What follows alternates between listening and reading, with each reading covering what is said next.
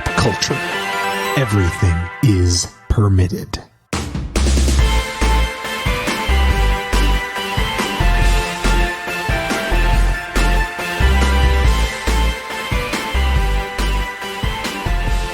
Welcome to episode 63 of Everything is Permitted here in the Zoomscape. I'm your captain and host, Julian Brown, alongside my co-hosts, as always, the Man of Steel, Matt Reppert, and the Master of Puns, Brittany Tomes. How we doing? Doing good. I'm a little exhausted today, not gonna lie. But I'm hyper, so it makes up for it, I guess. Nice. Hyper is good. I'm so hyper that in the middle of saying how we doing, I dropped my Sharpie, so we're good. I'm drinking coffee and dropping Sharpies. Ooh, I rhymed. Not so Sharpie reflexes. Ooh, not at all. Not at all. Womp, womp. Oh, that's so early. I know. Do I have the sad trombone on here still? No, I don't. I only have the rim shot, but oh no, I do have it. There it is. All right. Wanted to make sure we still had that. Oh boy. All right, guys. I'm here for it. Another week of Everything is Permitted, and this week we're going to be celebrating two absolutely amazing talents who at one point or another have definitely brought a smile to your face. Yes, that's right. One of these people is the legendary, amazing Jim Henson, and the other is the man behind so many amazing makeups, the uber-talented Mr. Doug Jones. Two absolutely amazing people. Obviously, Jim Henson left us way too early. Doug Jones still very much prominent in the business. His latest Shape of Water. Thank you. The Shape of Water won Best Picture.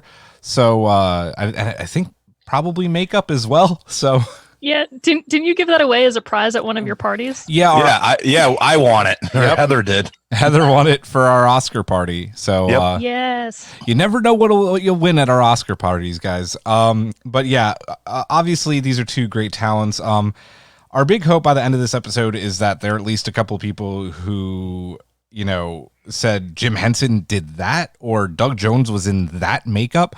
Both men behind so many amazing things that we've come to know and love. Some things, obviously, like the Muppets, super popular in pop culture. So a lot to talk about there. Let's get right into some announcements and going right ahead. Brittany, do you want to talk? I'm going to throw you for a loop here. Do you want to talk about our first announcement here?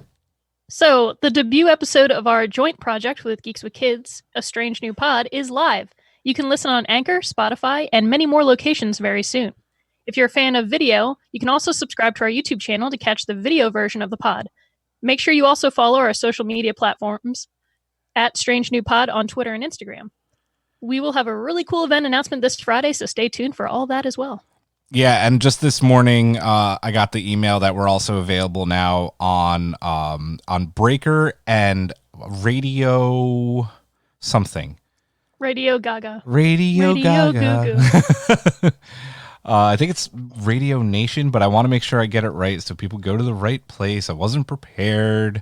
That is Radio Public. So we're also on Radio Public, Breaker, and Google Podcasts. The link may or may not work for you right now. You have to have the Google Podcasts app installed on your Android device. That's the only way that link will work. But yeah, like Brittany said, we have a really cool announcement regarding that this Friday. So stay tuned. And then let's get into how you can help support the show. Usually I do this the other way around, but obviously there's our Patreon, and I'll let Brittany do that whole spiel in a second. But if people can't support our Patreon, Matt, how can people support our show without having to throw out some cash? Well, if you can't spare the cash, you can go to wherever you listen to Everything is Permitted and give us a hopefully 5-star review, whether that be on Apple Podcasts or Podbean or anywhere else you listen to us. Boom. I love it. Give us a review. Sounds great. We want to hear your opinions. We want to know what you think about our show. And then, Brittany, plug that Patreon. I'm going to plug it real good. I don't know if I'm allowed to say that on air. That sounds bad. Of course, Okay, so this is not a kid's show. I said on air, like we're live. Oh, it's fine. We're live enough. I'm live enough for all of us. That's the truth. That is the truth. It's Brittany, bitch. One way you can support our podcast is by joining our Patreon program. We have 2 tiers, the Permitted Patron, which is $2 a month, and EIP VIP. for $5 a month. If you're a permitted patron, for just $2 a month, you get access to our patron-only Facebook group, where you'll be the first to know about what's coming up on the show. You can also interact with hosts, and you get to let us know topics that you want to hear. You'll also get access to our monthly Raiders of the Bargain Bin segment, which is everybody's favorite, and you'll get it 24 hours early. If you want to go a step a little bit higher and be an EIP VIP, or as we love to call them, Eat Veep, Eat Veeps. for $5 a month, you get a personal shout-out every episode. You'll also have access to exclusive bonus mini-episodes and video content. You help choose topics and movie reviews for our Patreon-only bonus content, and you have access to everything in the permitted patron tier. If you're interested in joining our Patreon, you can head directly to patreon.com/permittedpod, or go to our website, everythingispermitted.com, and click on our Patreon tab. Join now and you'll get free stickers. Free stickers. They're awesome. They go on your car. They actually are really good quality. Like everything I've stuck them to, they don't even peel yet. Yeah, Heather and I have them on our cars, and I got them on my tablet. So EIP represent. Beep, beep. Beep beeps. Now Brittany would normally give a thank you to all of our EIP VIPs, but Matt, you had a request, and I don't know if you thought it would happen or not, but I already know exactly probably what this is. But keep going. You do, and I'm just gonna play it. We had the very special Union PA announcer and fellow Blue and friend Kevin Casey record our thank yous for our EIP VIPs. So here it is. As always, big thank you to our EIP VIPs, Billy Peets, Heather Reppard, Rob Migliaccio, Michael Cox, Nikki Veazey, Matt Moore, Cabria Wimbush, and Rob Carter. Yeah, Kevin Casey. I love that. That's awesome. Yeah, man. And then Anthony Matarese, I'm sorry, he recorded these before you became an Eat Veep, so we thank you too as well. So yeah, I have another surprise for you, Matt, in a few minutes. But first, let's get into some rants and raves and who wants to go. I mean, I can rave about something, but Do it. I don't have to go first. Do it. That's not- No. Go, Matt, go. So I was gonna rave about this. Well, I was gonna review this movie for the site for Memorial Day, but unfortunately I got busy at work, so I wasn't able to type out anything. But I actually watched it the other night, and the movie T-34. It's a Russian movie, and it's a World War II movie. Funny enough, I've heard about that. Yeah, it came out last year, and the first like 10 to 15 minutes, because I watched it with like 2 or 3 other people at work when we had nothing going on, and everybody loved this movie. Like, not a single person was like, this movie is so stupid. Like, it is an awesome freaking movie. Like, the first 15 minutes are some of the most like intense things you will ever see. And it's like one tank against like 5 German tanks in this Russian village, and they're like going through buildings, and I don't know how much of it is practical effects, because I am pretty certain they got an actual T-34 tank and were rolling it around when they filmed this thing. And also, the movie had so many interesting details, and I even pointed this out when we were watching it, that, like, for example, obviously it's Russian made, so the characters all speak Russian, but the German actors are speaking German. And I was like, if this were an American movie, they would all be speaking English, because it'd be like, oh, I learned English. I learned your language in the university in Berlin, or something like that. But it's like, at no point do the main villain and the main hero character ever speak the same language. They never understand each other, like not at any point in the movie. And it's like, it's like a detail that I really enjoyed. And it's kind of weird that I like that detail, but yeah. But I recommend T-34. It was a very good war movie. It's so interesting that you brought that up, because I have that written down up here on my paper, because I was watching VFX artists break down a bunch of Russian movies, and that was one of them. And it's like they were praising it for just like its awesome explosions and stuff. Yeah. But I wrote down Guardians 2017, which is another Russian film, which is basically, do you know it? I know it, yes. It's like their Avengers. Yes. And I was hoping maybe we could watch it as a bargain bin movie. Why don't we do that for Bargain Bin this month? Oh So- God. Yeah. It's like such a weird thing that you like brought up something I literally wrote down just to like mention to you guys. That's really funny. Yeah, T34, not about a calculator. Nice. Jesus. Oh man. Yeah, let's make that our June bargain bin. Oh God, I gotta find it though. Where the hell is it even available? Matt, I trust in There's a way. your skills with the downloads. It may not be legal, but we'll find it. We will. And we will watch it for you so you don't have to. Oh man. Brittany, rant or rave? I have 2 raves.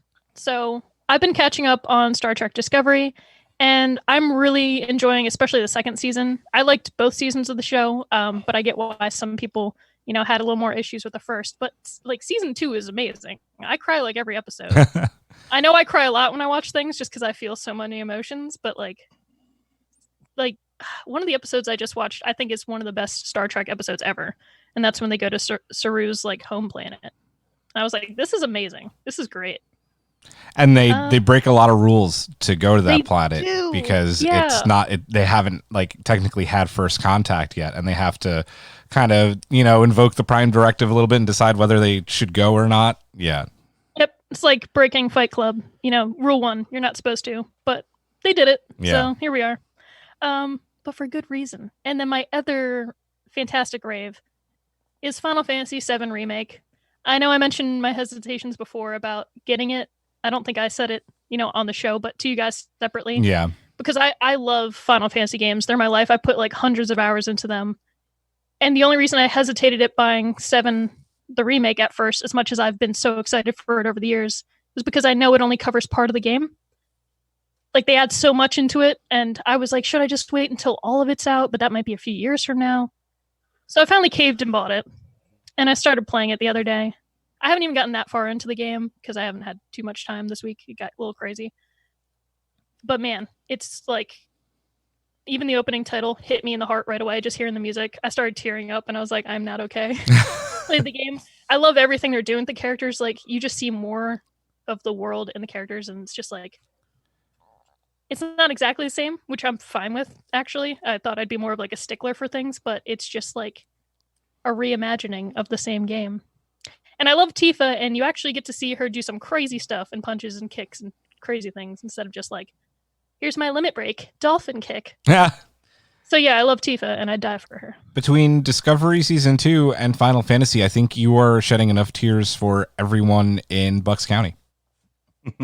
Oh yeah, yeah. And even outside of that, just because of life, I've just been Well, crying yeah, pretty yeah. nonstop It's a recently. crazy time. I have a rave. I'm gonna double up. I'm gonna rant and rave. I'll go with the bad first. Home ownership and repairs and broken things. So our stove was starting to shit the bed. Our broiler didn't work. The heat wasn't working right. And a guy came and looked at it. He's like, this is an older stove. We can replace the whole front panel and computer, but it's going to be like $385. And we were like, well, there's Memorial Day sales. Like, we might as well just buy a new stove at this point because like $400 more, like whatever. And then it's good for a while. And we get it, and it gets delivered at freaking like 7 a.m. in the morning. Like, come on.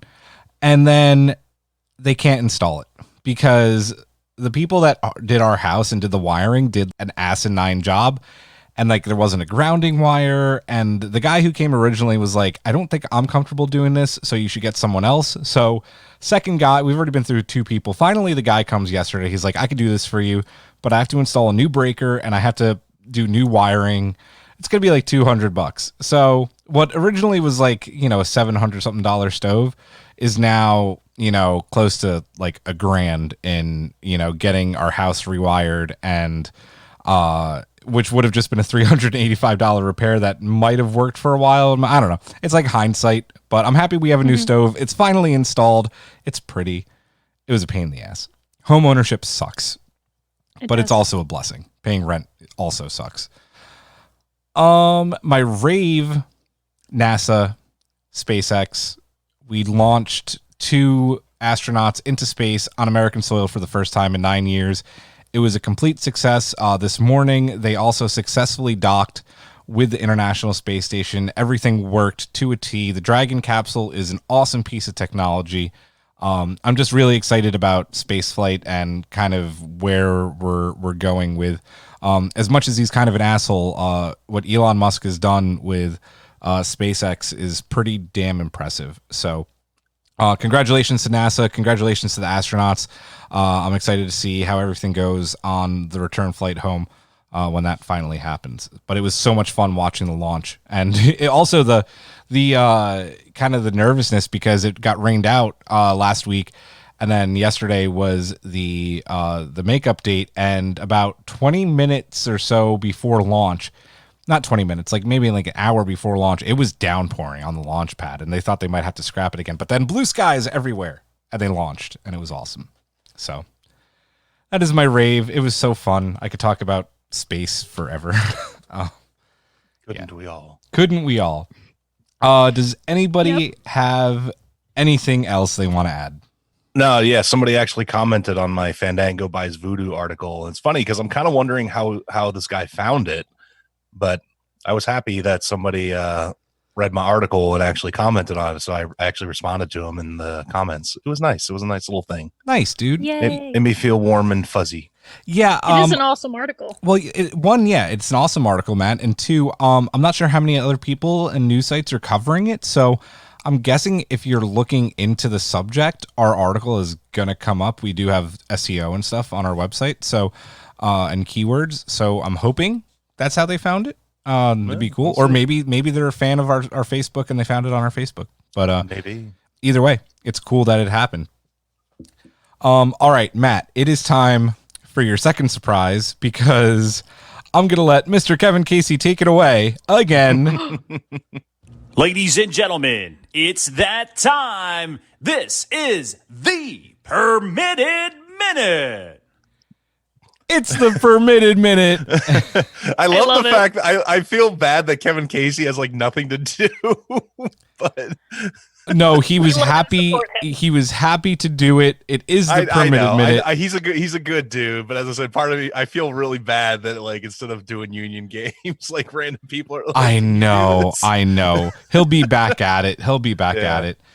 Kevin, thank you again if you're listening for doing this for us. It's awesome.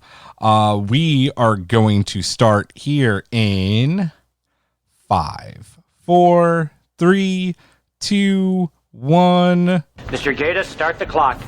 Sony will showcase the PS5 this Thursday as we get a look at the hardware, games, and much more. We'll have full coverage of this on next week's episode.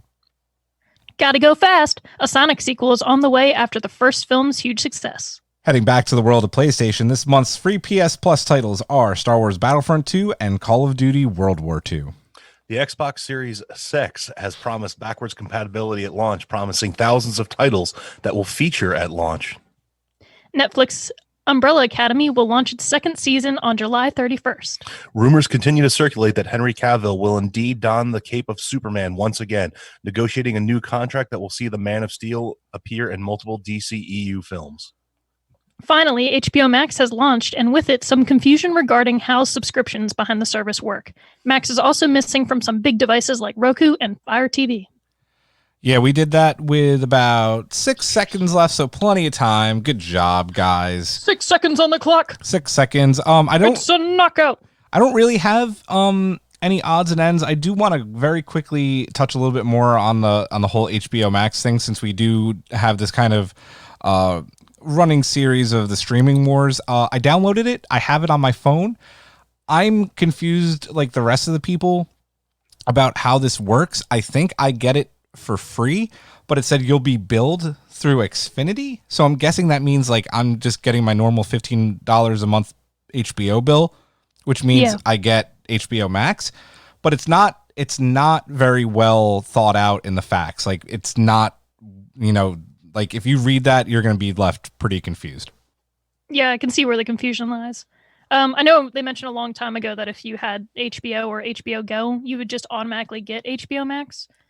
But they should probably like really write it out for people, especially right now when there's a lot of people that are unemployed and they want to know exactly if they're going to get charged or not. So, yeah, I agree. I know some people have just straight up canceled their HBO subscription and just went right to HBO Max. out of all of these streaming services, and listen, like if it's got good content, like I'm fine with it, but like out of all of them, I'm confused on why it needs to exist. Like, why can't you just put this previous content on HBO Now and maybe like you could have, because I think there's still going to be HBO and HBO Now. Like, why don't you just rebrand HBO Now, HBO Max instead of having two separate things? It doesn't make sense to me. Because reasons. Exactly. They wanted the new name. They wanted Max Potential. Instead of being like, you get your shows now you get the maximum of shows. We're here to maximize your content. Exactly. I guess HBO is owned by it's AT&T, and I guess AT&T is owned by Turner Media. I'm not entirely sure. The reason I bring this up is because I was watching last week's episode of AEW Dynamite Wrestling, and the ring and the ring posts were all covered in HBO Max ads. So I'm not sure who owns who, or if they just paid a lot of money to get that. Capitalism is complicated, kids. That's what you need to understand here. Yeah, you know, it's like NASCAR. You just got to have the names everywhere, all over your car. Yeah, and your body. Slap that brand on, baby. Slap that brand on. Slap it. You can also slap our brand on your things if you get our stickers. Boom. $2 a pop. Welcome to the capitalist machine. 5 for 10. Get some stickers.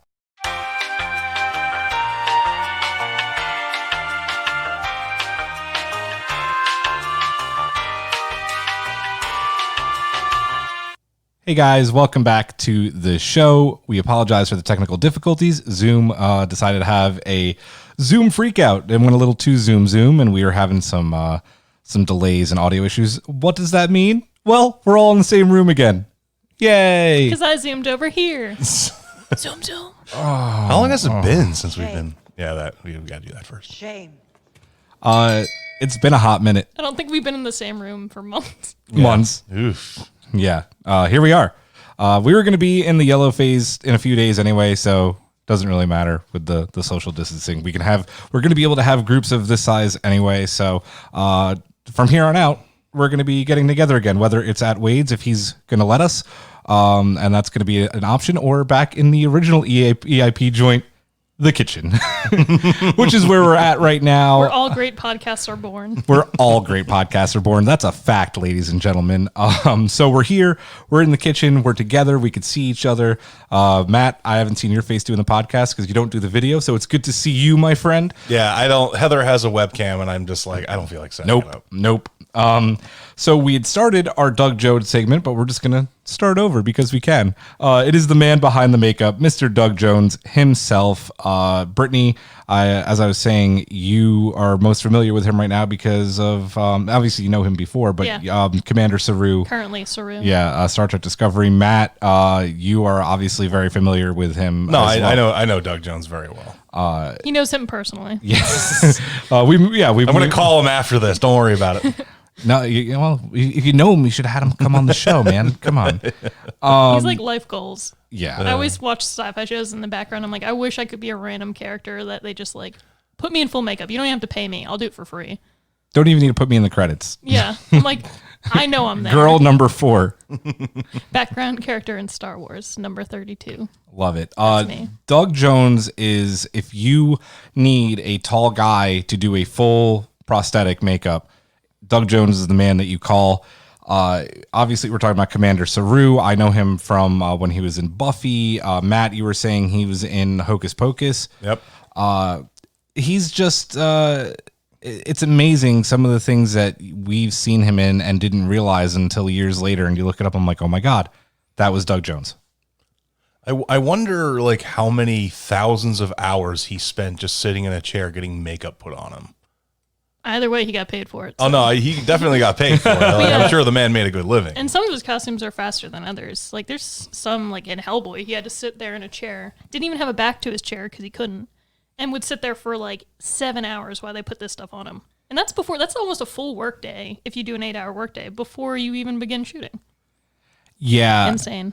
You have to have a lot of patience to be a... you're not a makeup artist, but what do you call an actor who does these makeups? They call them suit performers, which is kind of rude because it makes it seem like they're not actors, but yeah. I mean, they absolutely are, though, and Doug Jones is a fantastic actor. Yeah. Let's just go right into it. Let's talk about some of our favorite, Doug Jones makeups. And we can't just talk about his makeup because, like I just said, he's also a fantastic actor. So, Brittany, we'll start with you. Some of your favorites from Doug Jones. I'm going to try not to pick ones that you guys pick. Here's one that people might not have recognized he was in. The movie Crimson Peak, he plays a ghost character in it. And sometimes, often with suit performers, they'll actually play like a female ghost, even if they're a male actor, because of the way that they have to add layers of makeup on and then like use CG to cut out parts. So that was a cool movie where it used CG and the actual physical makeup. And he's not one to ever do mocap or like major CG. So that's a cool one where I didn't know that was him. Yeah. I'm trying to remember. That's not Tom Hiddleston, is it? Crimson Peak? I've heard the name. I can't picture It was like an abandoned. Yeah, it was the weird house. Yeah, I think Tom Hiddleston. I saw it is like in one that. time. It wasn't very good. remember it. It wasn't very good. I think it came out after Thor, and it was like, oh, here's Tom Hiddleston, but it wasn't a very good movie. I could be wrong about the Tom Hiddleston. He's the part. bloody red ghost thing that's like, Yeah. with the missing face. Matt, how about you? So I'm gonna go with my all-time favorite, Doug Jones in Pan's Labyrinth. Him as the fawn, and him as the Pale Man. Which I've already talked about the Pale Man, but the Pale Man is one of the creepiest, freaking like horror like things in like the last 20 years. I would say, like just his movements. Like just the way, like Brittany, you couldn't see it, but if you're listening, but Brittany did the thing where he holds his hands up in front because his eyes are in the palms of his hands. It's the reason why I know not to eat things that are just on a table at display. Even when we play D&D, seriously, if there's a table in the game that's like already made up with food, one of our party members made this mistake one time, went to go get the food, and we were like, did you not see Pan's Labyrinth? You don't just go grab food fully made off a table that's empty.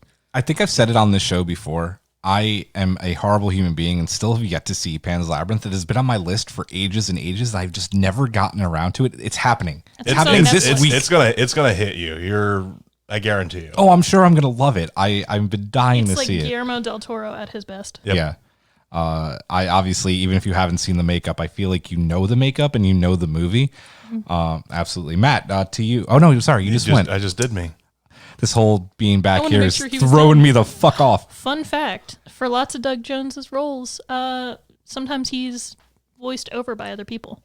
So, for example, in Pan's Labyrinth, he prepared for that role, even though it's completely in Spanish, by like learning phonetically how to say his lines. But then, unfortunately, they had to like replace him with another actor that would speak the lines in Spanish. Oh, that makes sense. So, yeah, but that's cool he did that, though. Even in English-speaking roles like Silver Surfer. Fun fact, guys, he was Silver Surfer You beat in the me to it. Fantastic Four movie. But you didn't get to hear his voice, so a lot of people didn't know it was him. That's one of his favorite roles, though. So, Silver Surfer? yeah, because it's such an awesome comic book character. It was and such a people don't bad realize. movie. I'm about to say, Yeah, he was an amazing character in a truly terrible film. But he played him so well. He was like No, I mean, dramatic and statuesque. the only good thing about that movie was Silver Surfer and voiced by Lawrence Fishburne. Yeah, so they basically just... It happened to him a lot earlier in his career where he was voiced over by bigger names for projects. Yeah. That's Sorry too to bad, steal though, your because thunder. Doug Jones also has like a pretty... Amazing voice. Yeah, exactly. Yes, 100%. Saru, 100% his voice. Yeah. Listen, I'm just gonna hop on the bandwagon because it's how I know him the most right now because of my love for Star Trek.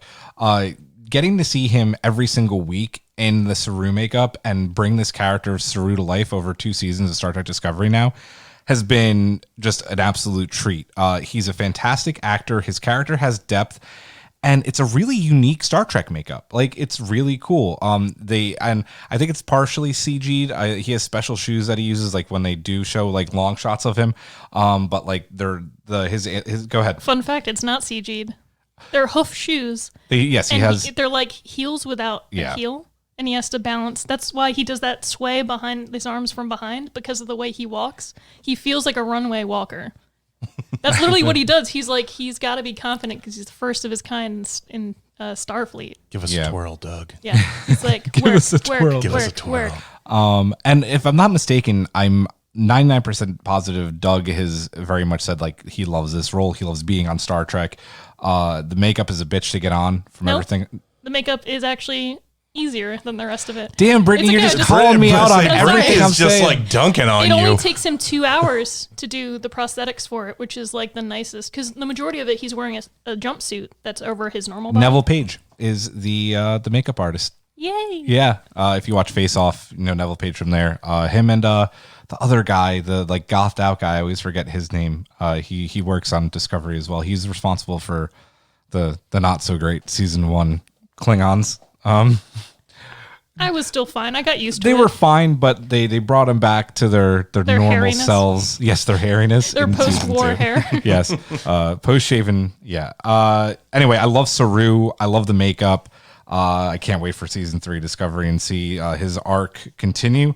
And then we'll just keep going. Brittany, you cut me off so many times. I'm not going to let I'm you go sorry. next again. I'm going to go to Matt this time. So probably one of his more famous roles is Abe Sapien from the Hellboy movies, and he plays Abe in the animated stuff too, which is kind of funny and it's one of those things where it's like it's really weird that they felt the need to dub over him in the first movie with David Hyde Pierce. Because it's him in the second Hellboy movie and everything. They probably couldn't get David Hyde Pierce again. Well, yeah, but I remember when I saw Hellboy 2, I didn't even realize that that it wasn't even David Hyde Pierce anymore, because Doug Jones, he has the perfect voice for it.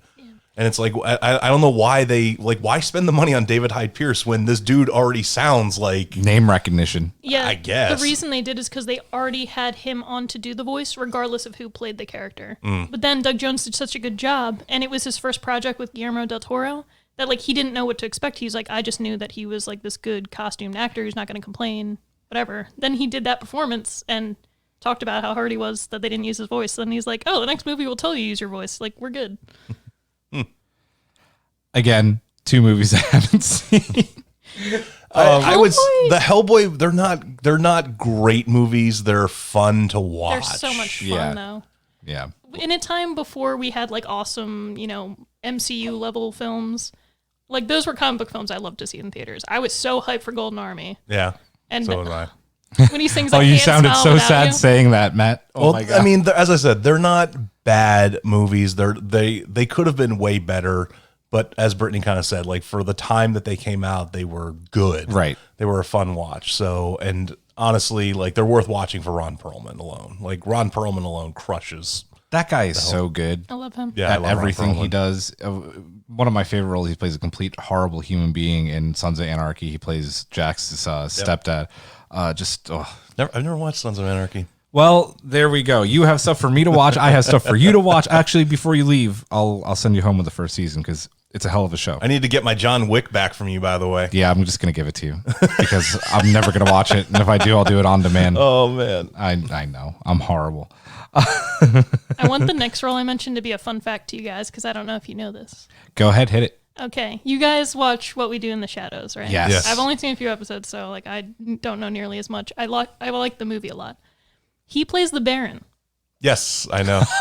That's awesome. Okay, at least Matt knew. Because that was That's his most recent role, I think. that was one of the funniest episodes. When he's of that wearing show the baseball ever. cap Oh my and he's like, yeah. God, dude. Oh, I will admit that just the sidetrack. I love that show so much, and Mark Hamill guest starring I in that still have to episode. catch up. It is so fantastic.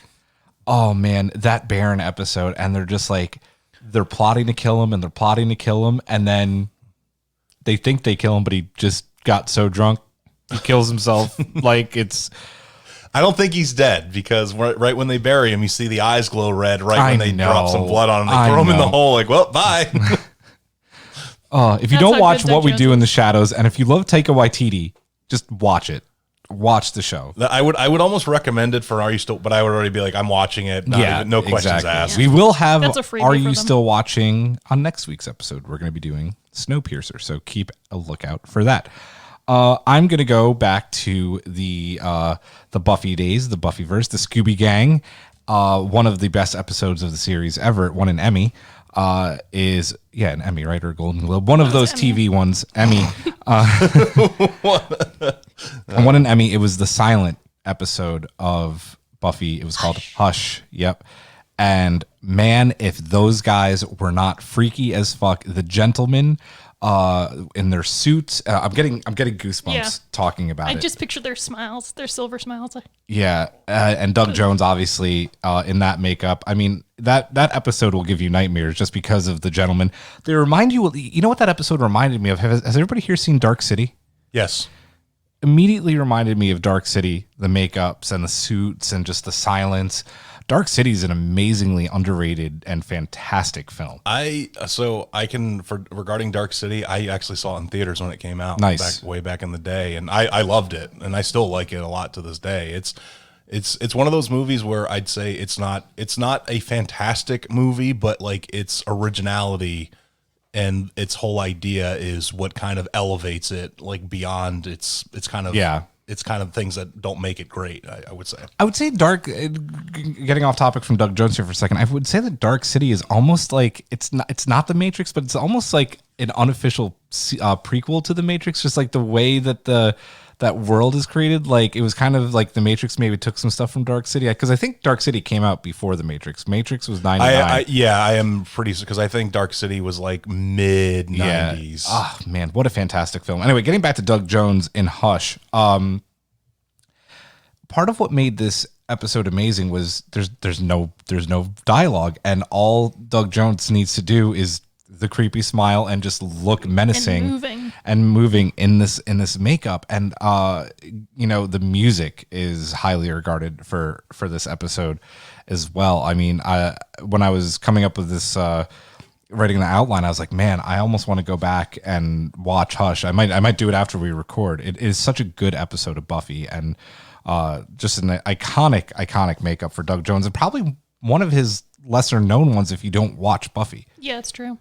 But it is such an iconic role, and he actually scared Joss Whedon, in just his acting for it. And he's one of the main reasons why they decided to use their actual teeth instead of CGing their mouth, because they realized that the actors they got could do this really creepy smile. Oh God, I'm thinking about it right now. It goes back to his mime days. He went to college, and he wanted to be an actor.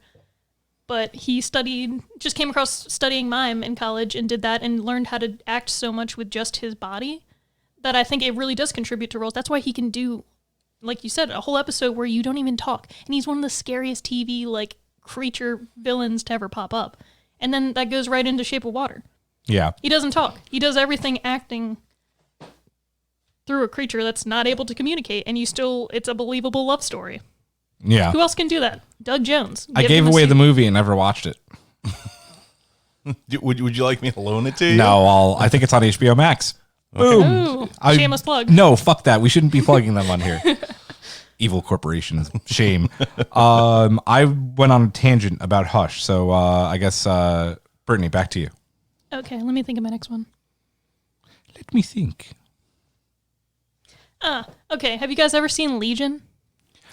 I've seen the trailer for it, but are we talking about the movie Legion or the X-Men series Legion? Yeah, actually, the movie. Okay. Legion. Yeah, no, I've never seen it, but I know the trailer. I saw the trailer back. But I do like the X-Men show Legion as well. It's really trippy. In Legion, he plays an ice cream man character who gets out of the car, and the way he comes out ties in a lot to his contortionist. I've seen the makeup. Yeah. Yeah, because that's how he made his way at first doing TV commercials, because for some reason in the 80s they wanted everybody to be in a box to show how relaxed fit their jeans were. Either way, he did a lot of contortion and mime work to get by until he really landed those roles. So yeah, that's that part. He's such a lanky man and thin, but he's also kind of double jointed and can contort weird ways. So the only part in that scene that's CG is when his jaw drops open and his mouth gets all wide and he's like, ah! But it's creepy, because even before then it's just the way he walks and moves his body. You're just oh God, I already don't trust the ice cream men because of the freaking Spawn HBO series. Well, and that's the thing with Doug Jones, right? It's not just about him being in the makeup. It's his movements. You were talking about it earlier with Saru and the way he sways when he walks, or any of the characters, the way they move in Hush, or just he is such a unique individual in both his voice, the makeups that he puts on, and all of his movements. He's just this kind of a complete package, and it's really cool. Yeah, when I watch Doug Jones be a character, I really feel like the character itself is real. It doesn't matter if he's in a suit completely or he's actually showing his face mostly or even his whole body. Like, I wholly believe that, like, I'm not watching Doug Jones, I'm watching this character. And I think that's also another reason people don't realize he's in as much as he is. Yeah. So I'm actually because I know a lot of Doug Jones's movies, but I was kind of flipping through his television. So it's kind of funny you mentioned Sons of Anarchy because he was in that. He was in an episode. Just as himself? Off Corrections Officer Crane. I guess the Mad King is the episode. So I think like going through his TV stuff, like it's kind of funny, like how he bounces around, like he's not just a creepy show actor, or like he's gonna be in freaking the DuckTales animated show sometime this year. Like he's gonna be in that. Yeah, they don't have his role yet, but he's gonna be in that. He is just a jack of all trades because he can act. His figure is unique in that he can do these full body makeups. His voice is also unique. Like I said, he's a full complete package. The ultimate package. He's the ultimate package. The complete package. Matt, you have another one? I mean, I was going to talk about Shape of Water, but we already kind of talked about that. You mentioned it before we had to kind of redo our podcasting plans here. Oh, yeah, I can talk. So I know before we kind of had to re-record stuff, but my first encounter with Doug Jones, and I didn't learn about it until years later, was Hocus Pocus. He was Billy Butcherson, which if you haven't seen Hocus Pocus, or if you have seen it and don't remember the character, he is the dude with his mouth sewn shut. That's like wandering around chasing him. When he cuts his mouth open, he's like bucktooth trollop and stuff like that. What I love about that role too is, again, like until he doesn't cut his mouth, all his facial expressions are just perfect. And I'm guessing that wasn't that much of a labor-intensive makeup. I don't think that was a lot of prosthetics. It looks like they just put some green makeup on him. But still, I mean, that's mostly his face, and he's just making these great expressions without being able to talk for a while. I love that movie. Yeah, Hocus Pocus holds a special place in my heart. It's such a cheesy movie, but I do love it. There's two movies I'll always watch on Halloween, and that's Hocus Pocus and The Shining. Yeah, I was gonna say, we all know. Yeah, and I guess I have to add Dr. Sleep to that now. Oh, you probably do. Just watch them back to back. I love the nice sigh we do after we say Dr. Sleep stuff. Good times. I have a question for you guys. It says on this list that I'm looking at, but it doesn't give the role. He was in Batman Returns. Yes, I mentioned it earlier, but before when our Wi-Fi was cutting out. Oh, okay. Whatever. He was in Batman Returns as his first major role. I mean, it wasn't really major, but it was his first film role, and he was a clown character that gets one line of dialogue before the Penguin slaps him, and he was called Thin Clown. And it was just because he could do contortion and miming, so they were looking for specific people to play the clown characters. And it's amazing. I think he gets punched by Batman once. I think he gets hit by the Penguin once. Either way, it's great. And it's mostly him, but just with clown makeup. And he's like, ho. I was kind of half expecting you to say he played a penguin. Not the penguin, but like one of the exploding penguins. Nope, he's Thin Clown. 6 foot something Doug Jones is waddling on his knee. That's a big fucking penguin. Jesus. Let's get into... Real quick. Mystery Men, have you seen it? Yep. I haven't seen that. He was Pencil. I'm trying to remember Pencil. The guy wearing the... I know, it's been a long time. That's the one with Ben Stiller, right? Yes. They're all misfit. Yeah. They're all like terrible superheroes. I love that movie. I think it's not a great movie, but I love it. Yeah. Talking about special place in the heart. Let's talk a little bit about what we think is Doug Jones' most impressive makeup. And Matt, I'll start with you. That's going to be tough. For me, it's a toss-up between either the Fawn in Labyrinth or Abe Sapien. Like, it's one of those two, because just looking at the detail, I might say the Fawn. Yeah. Just because the detail on the Fawn, I haven't seen Pan's Labyrinth in a couple years, but the Fawn still stands out to me. Just like the horns and everything, and just how everything looks on him, and it looks incredible. So I will give the slight nod to the Fawn from Pan's Labyrinth. Nice. I like how you are up there with my two choices I was struggling between. So now it's easy because I'll go Abe Sapien. Because when you bring up Doug Jones to me, he is and will always be Abe Sapien. That's who he's always been to me. And that was the role I really loved the most, especially as a kid who enjoyed the Hellboy movies. And his outfit, it's just so awesome. It's the way his eyes would look, and then just his gills into, it's like a human form, humanoid, but then half sea creature. And it was just so cool for its time because I remember not seeing anything like that in Yeah. the film, really. Yeah. That wasn't cheesy like Creature from the Black Lagoon. And then they did it a step further with, Shape of Water later. Yep. I have to, because I haven't seen Pan's Labyrinth or Hellboy, I have to gotta go with what I know him from, and the thing that gave me goosebumps earlier, I gotta give it to Hush in Buffy. It's just so creepy and generates, a few different emotions, fear and just excitement. It's just a great makeup, and those smiles will kill you every single time. Literally. They usually come before the death. So yes, exactly. If you haven't seen Hush, check out. I think Buffy is available on a few streaming services. If not, I'll ship you my DVDs. I got all of them. all right. Everybody should see Hush. Everybody should see Hush for sure. Lastly, let's just talk. We've been talking about how Doug Jones, how he's this jack of all trades. One of the things being he's really tall. Just towers over everybody. How much do you think that inspires or makes him available to get the roles that he gets? He did set out just to be a normal actor.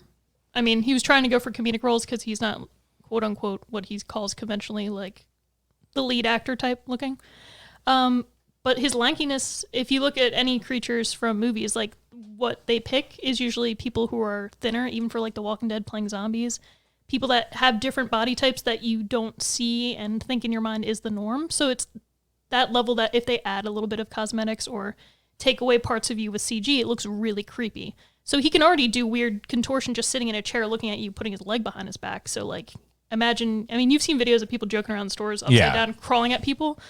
He can do weird stuff like that. So if Doug Jones ever came up to me and like all of a sudden did that, I would just run the other way. I'm like, I love you, man, but you're freaking me out. Yeah. So that's what got him the roles, and he ended up liking doing the creature work. He didn't expect it, but his body helped him out, and his mime work. Yeah. Yeah, definitely, his height definitely does play a large role in his roles that he gets. But it's, to me though, it would be wrong to like typecast him as just the tall, lanky dude. He is a legitimate actor, and I give him all the credit in the world because it would have been so easy for him to just kind of fall into that role of like, yeah, I'm the dude who just, you need some tall, lanky dude. Like Doug Jones probably would have played, like, say, for example, the first Alien movie when it was like that dude had the lanky, like Doug Jones probably would have gotten that role. No questions asked if he'd been around then. So, and as I said, it would have been so easy for him to fall into that role and just be that typecast guy. But he became so much more of an actor, and I give him all the credit in the world for that. And like whether the dude, it's just his perseverance. Just his talent came through, and I give him all the credit for that. Yeah, for sure. If you don't know Doug Jones, and this is the first you're hearing about him, we just gave you a plethora of things that you can watch him in. I highly suggest Hush. I have to go and watch Pan's Labyrinth like after I'm done editing tonight. It's way overdue. You can see him in most recently his Best Picture performance in The Shape of Water, and currently in seasons 1 and 2 of Star Trek Discovery. Season 3 coming soon. Let's move on to another absolutely amazing talent and legend, one unfortunately that left us way too soon, and that is Mr. Jim Henson. So let's just get this out of the way. Like he left us far too early. He was only 53, and it's amazing to think of all the things that he could have come up with, had he still had time on this earth. Yeah, Jim Henson was probably one of the most imaginative people that worked in like show business for like a good 20 years, I'd say, like from the Muppet Show in the 70s and obviously Sesame Street and all that Producer, stuff. Yeah. And then you have the Muppet movies, which kind of started in the late 70s and went through the 80s, and which still continue to this day in some form. But Jim Henson was always one of those people who just was trying to push the boundaries as to what you could do with puppetry. And I still remember watching a making of for the Muppets Take Manhattan, and the scene where they're riding the bicycles and they're singing and stuff like that. Yeah. And it's funny because Jim Henson, he goes, people always ask me like, how do we make that? And he kind of smiled and laughed and he goes, well, I got to keep some secrets. Yeah, of course. I'm not going to tell you everything. So, yeah. But yeah, I legitimately miss Jim Henson. I still do to this day, even though I was 8 when he died, and I still miss him. Do you want to know how they did that scene? I'm gonna say no. Okay, I don't we want to won't- know. I won't let you know. I don't want to know. I want to keep the Jim Henson magic real. It's always real. Indeed. Yeah, he did so much in his lifetime, and it's so sad when he died as well because, apart from him being relatively young for when he died and how suddenly it was just that he developed pneumonia and passed away. He literally passed away before I was even born, guys. And I love his work, and I wasn't even on the planet at the same time he was alive, so that's sad. But at that point, he just, especially in the 80s, he was doing, the dark fantasy that was Dark Crystal and then Labyrinth, and he was really pushing, like Matt said, to do these things that people didn't even think were possible. And he'd always done that along the way, but he was really starting to go forward in leaps and bounds. And he had so much more planned for what he wanted to do. And it's kind of heartbreaking that some of his last few projects were the ones he was taking big chances on, like Dark Crystal and Labyrinth, that executives literally walked out on him when he showed them Dark Crystal. And people will tell you that literally that really affected him. So I remember when Dark Crystal Age of Resistance came out last year, the TV show they've made that's the prequel to it, and how big of a critic response and audience response it got. Sequel, right? I thought. It's a prequel. It's 1,000 years beforehand. Yeah, it takes place long before the movie. I did not know that. Because it's the resistance to the Skeksis rulership before the events Damn, happened. I thought it was a sequel. Thanks. No, there's a lot of gelflings in it. And the movie has 2. And the movie ends pretty definitively with the Skeksis. It's and all okay. I'm just messing with you. No, I'm glad I know that now. That changes a lot. It is still dark. But when I saw just the audience reaction to it, I was one of those people that was so excited because, I love Dark Crystal and I never understood why it didn't get the praise it did. And now all of a sudden you have people that are watching Labyrinth now and they're showing it to their kids and that's getting praise also. And you have Dark Crystal Age of Resistance, that all these people that love Jim Henson's work and even his own kids, have worked with this company since then, and they made this show. And it got so much praise that I watched the documentary after I watched the season, and I was crying my eyes out because I'm like, Jim Henson isn't here to see how much people love this world that he built and put his life into. And I want to talk about that a little bit more, right? Because it's obvious in everything that's going on now, and the Muppets have been immortalized in pop culture. His legacy lives on today, and I think it's going to continue to live on, for a while. I don't think the Muppets are going anywhere. Dark Crystal's popular. But you guys also mentioned films like The Labyrinth, and now, there's, stupid websites like We Got This Covered and other crap websites that are looking for a headline have been, touting the rumor forever that a sequel to Labyrinth is coming out. Now it finally legitimately is. Mm-hmm. I mean, that shows that people love Jim Henson and want to see more of his creations. I remember Heather when Heather mentioned that to me, and she goes, "That is one movie I do not want a sequel to." She goes, "I can't imagine them doing anything good with a sequel." But what if they do? What if they do? That's always the thing. What if? But there's no David Bowie. Damn it, we lost David Bowie. We don't need him. The world is a less bright place. Damn, Brittany. No, I just mean he was Jareth the Goblin King. The plot doesn't necessarily have to need him. He owled off in the end. Flew away. He tried to seduce 16-year-old Jennifer Connelly, dude. But oh my god. Anyway, I'm just gonna be the one that says it. I've never seen the whole. Of course you have. Stop. I've seen The Labyrinth many times. Brittany's gonna kill me. You're gonna say something equally okay. terrible. He's fine. He's good. I don't see the fascination behind it. I love David Bowie. I think the effects and stuff are cool. I don't think it's anything special. I think of The Labyrinth and I think of David Bowie's codpiece. That's what always comes up for me. I just broke Brittany's heart into a million little pieces. She's trying to process it. You don't think of Hoggle being like, "Should you need us?" at the end, and no, all that. Fred. It was definitely more geared toward kids. The bog of eternal Brittany's cheeks are red right now. Oh my god, I just broke her heart. There's just there's a point to that movie. I get it. But I listen, love it, at least we have Dark Crystal in common. We're bringing Skeksis back. I do want to talk about that, right? Because I do love the Dark Crystal. I don't love the Labyrinth. I love the Dark Crystal movie. I was not expecting what we got from this series, and the fact that they stayed so true to Jim Henson's original vision and puppetry and just everything. It's incredible what they did with that series. Yeah, it's definitely a work of absolute love and care. Everybody that worked on that show, some people even just got jobs in puppetry and like it steered their life course because of what they saw him do with Dark Crystal. So it's amazing to see the people that worked on it. Some people are like, oh yeah, I was the child of this person that was on the show. Or I think the baby from Labyrinth worked on Dark Crystal. Yeah. Yeah. So great. Yep. I just love it. I was just thinking about how I upset Brittany so hard. I feel a little bad. You're gonna get like a bat up to the head as soon as we're done. You're gonna She's get something. I'm not upset. It's just like, I get it's a different tone and a different kind of movie. But like, some people don't like it because they don't like Jennifer Connelly's character, which I get, but she's a typical teenage girl who's dealing with the fact that she now has a younger sibling and her parents aren't paying attention to her. And has she a recites creepy her lines dude from her poems. try to seduce her. The thing is, it's literally like that's what her teenage girl mind set up for him to be. There's a whole like psychology behind that movie, and it's weird. Trust me. I'm like, no. I love As the World Falls Down. I love that song. It's a great song. It's a great scene too. The fact that they made it all seem like it's in. I would agree with that. I'm not saying I hate everything about the Labyrinth. Soundtrack slaps, guys. That's a fact. You remind me of the babe. I love it all.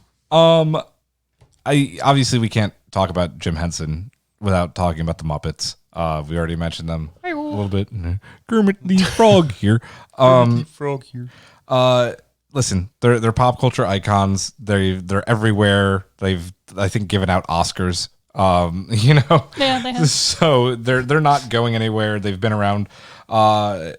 They've also had their fair share of hits and misses. There have been some great things with the Muppets and some pretty awful things with the Muppets. Yeah. Favorite Muppet iterations? Anybody? I do love Muppets Take Manhattan and The Great Muppet Caper. I love them to death. And one of the most things that hits me in the feels, and this isn't a movie, but it's on YouTube, and if you want to cry your freaking eyes out, you can watch it, is Jim Henson's funeral. Ugh. Because it's on YouTube, because in his will, he basically said, like, nobody wears black, everybody's going to wear bright colors, this is going to be a happy celebrate life event. And all the performers have their Muppets and they're singing and such. And at one point, Big Bird walks out in full thing. And I don't know if Carol Spinney's in the suit or if he's just doing the voice and sings "It's Not Easy Being Green." Oh, that's amazing. And then like at the end, like Big Bird just goes, "Thank you, Kermit." And I mean, it is like one of the saddest things you will ever watch. I mean, if you care even remotely about the Muppets, Sesame Street, Jim Henson, any of the, you will be in tears watching it.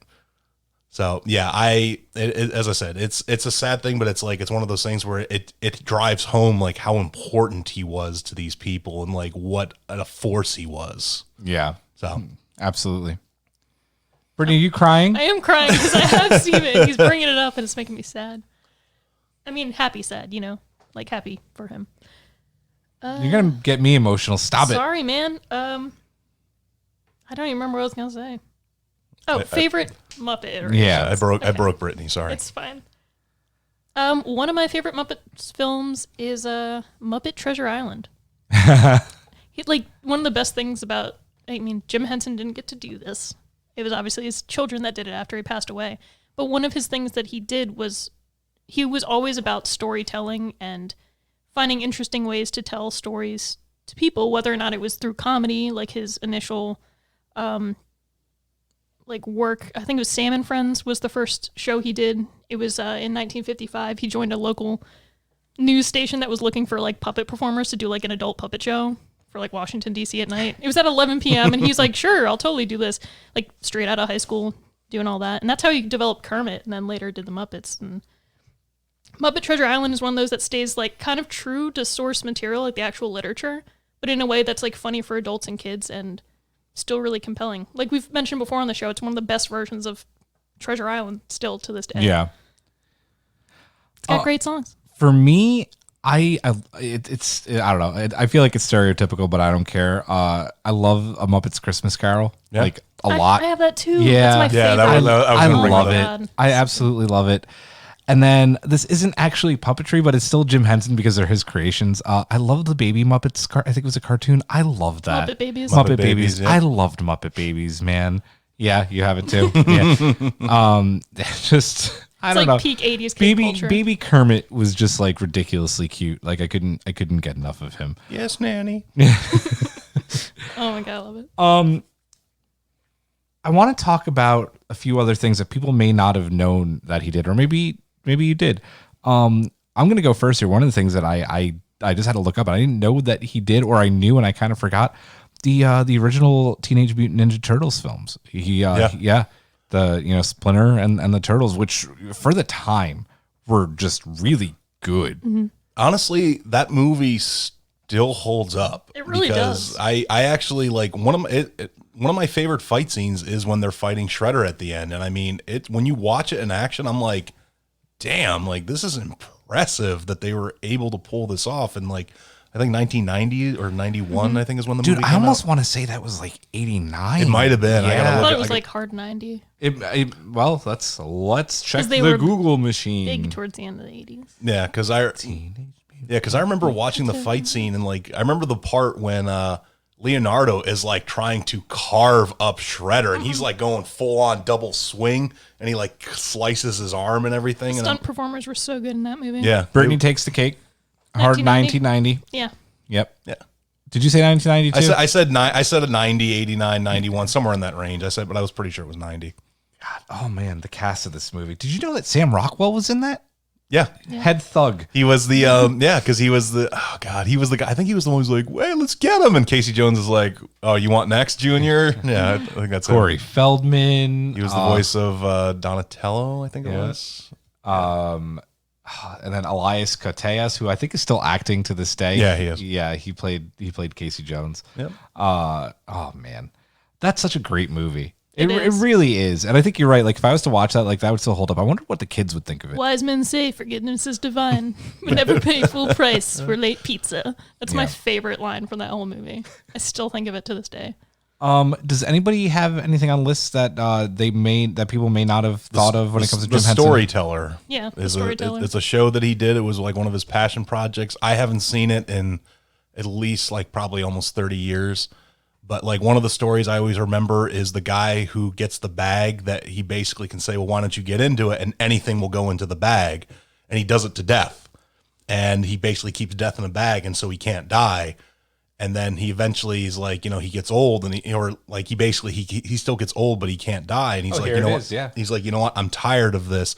And so he lets Death out of the bag, and Death like is afraid of him now. So Death like runs from him, and he basically tries to chase Death and like so he can actually die. It's been forever since I've seen The Storyteller, but that was one of his passion projects that kind of failed. Like it just didn't do that Didn't well. John Hurt do the narration for that? I He think? may have. Yeah, there was like a big name that did that. Yeah. But yeah, just his Creature Shop and all these other shows he had, like the Jim Henson Hour, which was along the lines around the same time as Storyteller. Like Storyteller was awesome because you did all these little like stories from folklore that he would dig into, like I mentioned before with his literature. But then you had this Jim Henson Hour, and there was the Monster Maker, Secrets of the Muppets. So it was like behind the scenes Muppet things. You had Song of the Cloud Forest, which is another like light fantasy thing for kids. Inner Tube, which is that TV one. You had Living with Dinosaurs. You had all these different, like he was really going and touching on all these things that he wanted to explore more. And he's like, let's just do it in like a variety hour sort of way. I think the Jim Henson Creature Shop also did the costumes for the show Dinosaurs back in the day. Well, Dinosaurs is a Jim Henson show. Yeah. I love dinosaurs. I loved it. Like later on, it got a little, Yeah. but like I love dinosaurs though. Such a good show. He also worked on Farscape. Yeah, Yeah. that was another thing. That was another. Well, Any- he didn't work any on important Farscape shows. himself, Yeah, but the Creature Shop is it's the Jim Henson Creature His Shop. company itself has Yeah, done like so touched much. so much. Anything with puppetry, really. yeah. in the last 30 years. Yeah. Farscape is I feel like for some people that I talk to, Farscape ends up being a lot of people's like gateway into sci-fi. I never watched it. I never watched it either. Like I know it's like considered a classic by many people, and I know that like a lot of the alien designs are like considered like awesome and all that. As I've seen trailers for it, I just never had the opportunity to watch it, unfortunately. I have Yeah. people constantly telling me to watch it, and I still haven't.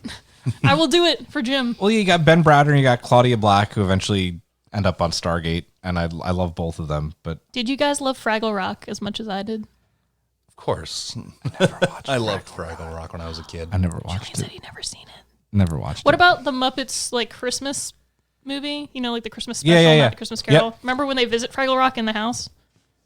Briefly, it's been a while, but I've seen that. What? I was going through Jim Henson's list, and there are two movies I totally forgot about, but I love them: Emmett Otter's Jug Jug Band Band Christmas. and the Easter picnic one. Bro, that is one of my favorite Christmas movies ever. Emmett Otter's Jug Band Christmas. I would tell people when I was a kid, and they were like, "We have no clue what you're talking about." And I was like, "It's the Jim Henson one." There ain't no hole In the wash tub. Boom, boom, boom, boom, boom, boom. And the Tale of the Bunny Picnic. Both of those movies, like, and that's an Easter movie. That's an Easter movie, and like it's funny. It's like what? Like, and honestly, I think I'd be curious to see how Cecily responds to both of those movies. You have to here. I'll write them down after the show. Yeah. You guys just got so freaking excited. I have love Emmett it. Otter on DVD. I will let you borrow it. Yeah, Emmett Otter is a classic. I Emmett recommend Otter, okay. Emmett Otter's Jug Band Christmas. It's And called. it's like that classic tale where like you have two people who are poor and they're trying to get each other a present, and they end up selling the thing that's most important to them to get the thing for the other person. And then when they do, like they realize that that other person doesn't have. It's hard to explain. There's like a specific like folklore tale where that happens. It's like the mom has a wash tub. She used to do laundry for everybody. That's how they get their money.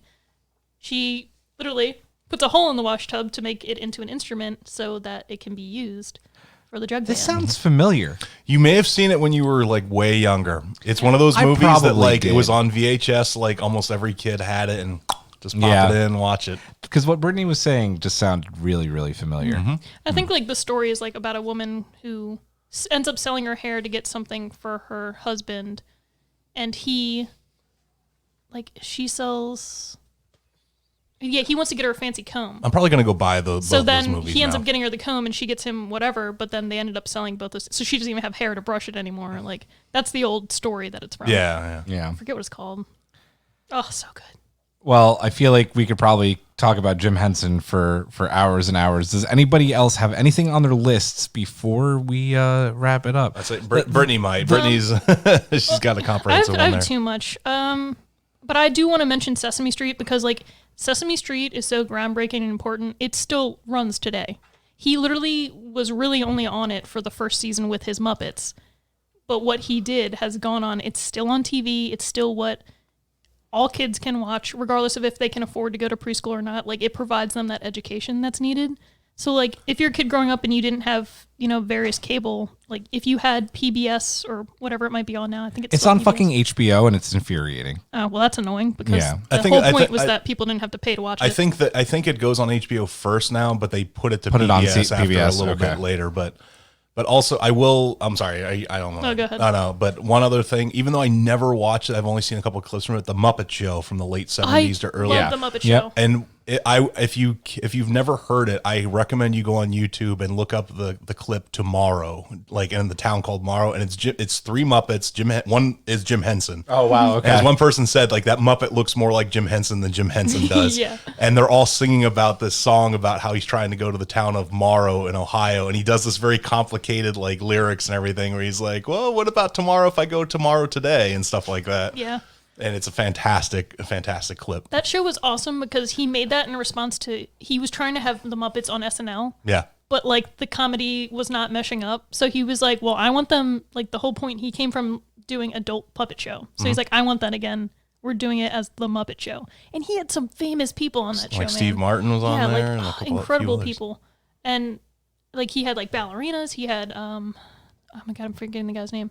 But he had like famous singers from like around the world, all these like influential, important people. And they would just interact with Muppets. This is like SNL for Muppets. Yeah. I'm actually really happy that you brought up Sesame Street because I was debating whether to add it to here because he only was, the first season and a producer, and then it really just became its own thing. But it's so important, Yeah. right? They are Muppets. Yeah, no, they are. They 100% are, and it is such a just staple of childhood lives from the 80s, 90s today.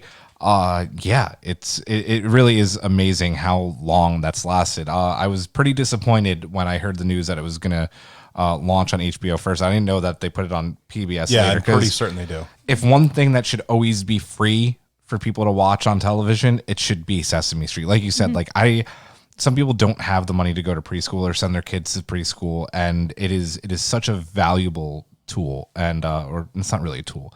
I mean, it is, but yeah. It's education and entertainment put together in like the perfect way. I mean, goddamn, like I don't care how much, how annoying it is. Like I loved Elmo. I loved Big Bird. Like Cookie Monster is my spirit animal. Like I love cookies because of Cookie Monster. And I think we could all count like just all the time. So 1 little, 2 little, 3 little bats. Yeah. Oh, do you know why vampires count? This is another fun fact. They actually have like a medical condition. This isn't a pun. They actually do, like, where in folklore they have a condition where if you like to get away from a vampire, you could drop a bunch of things on the ground. They'll have to sit and count every single one. So that's why in Sesame Street, the Count literally counts, because it's not only a joke about his name being the Count, he's a vampire, and they have to count. It's like their OCD they have. I did not know that. I don't know Yeah, that. That's pretty cool. I believe A lot of vampire movies. Vampire lore, ladies They're and basically gentlemen. like Jerry Maguire, Brittany's you know. She's favorite gonna word. like He's chasing us. Luckily, I got a pocket of change. no, seriously, you'd be like, here's a bag of beans, and he's just like 1, 2, 3. Fuck, they're getting away. 4, 5, 6. So I guess we're going to end on vampires counting. I love it. We want to know your favorite Jim Henson creations. We want to know your favorite Doug Jones films and television series. Let us know. Instagram message us, Facebook message us, tweet at us, email us at permittedpod@gmail.com. We want to hear from you guys. We always love hearing from our listeners. We are going to be doing Are You Still Watching next week and much more on our show. That is going to do it for this episode. So for Matt, for Brittany, I'm Julian. Have a good one.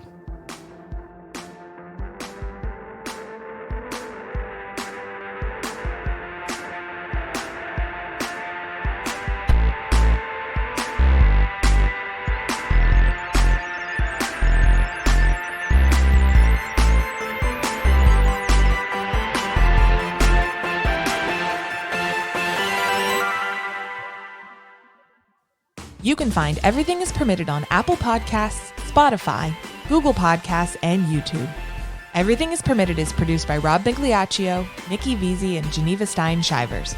Our executive producers are Michael Cox, Brittany Tomes and the Tomes family, and Julian Brown.